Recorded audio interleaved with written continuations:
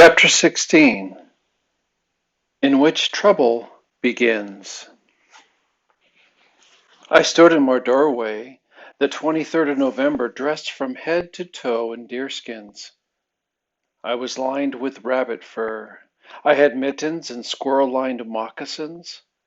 I was quite excited by my wardrobe. I whistled, and Frightful came to my fist. She eyed me with her silky black eyes and pecked at my suit. "Frightful," I said, "this is not food. It is my new suit. Please don't eat it." She peeped softly, fluffed her feathers, and looked gently toward the meadow. "You are beautiful too, Frightful," I said, and I touched the slate gray feathers of her back. Very gently I stroked the jet black ones that came down from her eyes. Those beautiful marks gave her much of her superb dignity. In a sense, she had also come into a new suit. Her plumage had changed during the autumn, and she was breathtaking. We walked to the spring and we looked in. I saw us quite clearly as there were no longer any frogs to plop in the water and break the mirror with circles and ripples. "Frightful," I said as I turned and twisted and looked. "We would be quite handsome if it were not for my hair. I need another haircut." I did the best job I was able to do with a penknife. I made a mental note to make a hat to cover the stray ends. Then I did something which took me by surprise. I smelled the clean air of November, turned once more to see how the back of my suit looked, and walked down the mountain. I stepped over the stream on the stones. I walked to the road. Before I could talk myself out of it, I was on my way to town. As I walked down the road, I kept pretending I was going to the library, but it was Sunday. I knew the library was closed. I tethered Frightful just outside the town on a stump. I didn't want to attract any attention. Kicking stones as I went and whistling, I walked to the main intersection of town as if I came every Sunday. I saw the drugstore and began to walk faster, for I was beginning to sense that I was not exactly what everybody saw every day. Eyes were upon me longer than they needed to be. By the time I got to the drugstore, I was running. I slipped in and went to the magazine stand. I picked up a comic book and began to read. Footsteps came toward me. Below the bottom pictures, I saw a pair of pants and saddle shoes. One shoe went tap, tap. The feet did a kind of hop step, and I watched them walk to the other side of me. Tap, tap, tap again, a hop step, and the shoes and pants circled me. Then came the voice. "Well, if it isn't Daniel Boone." I looked into the face, about the age of my own, but a little more puppish, I thought. It had about the same coloring, brown eyes, brown hair, a bigger nose than mine, and more ears, but a very assured face. I said, "Well," I grinned because it had been a long time since I'd seen a young man my age. The young man didn't answer. He simply took my sleeve between his fingers and examined it closely. "Did you chew it yourself?" he asked. I looked at the spot he was examining and said, "Well, no, I pounded it on a rock there, but I did have to chew it a bit around the neck. It stuck me." We looked at each other then. I wanted to say something, but didn't know where to begin. He picked at my sleeve again. "My kid brother has one that looks more real than that thing. What you got that on for anyway?"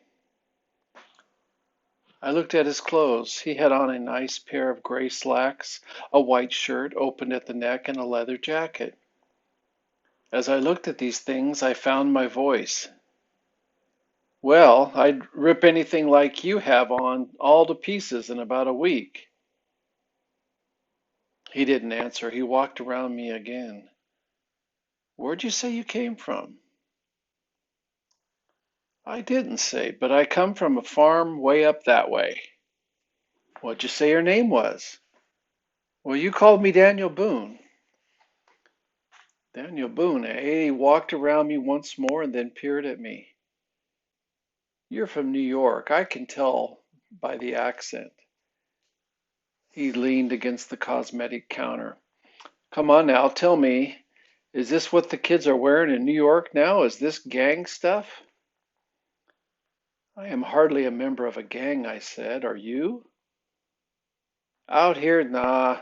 We bowl. The conversation went to bowling for a while. Then he looked at his watch. I gotta go. You sure are a sight, Boone. What you doing anyway, playing cowboys and Indians? Come on up to the Gribley farm and I'll show you what I'm doing. I'm doing research. Who knows when we're all going to be blown to bits and need to know how to smoke venison. Gee, you New York guys can sure double talk.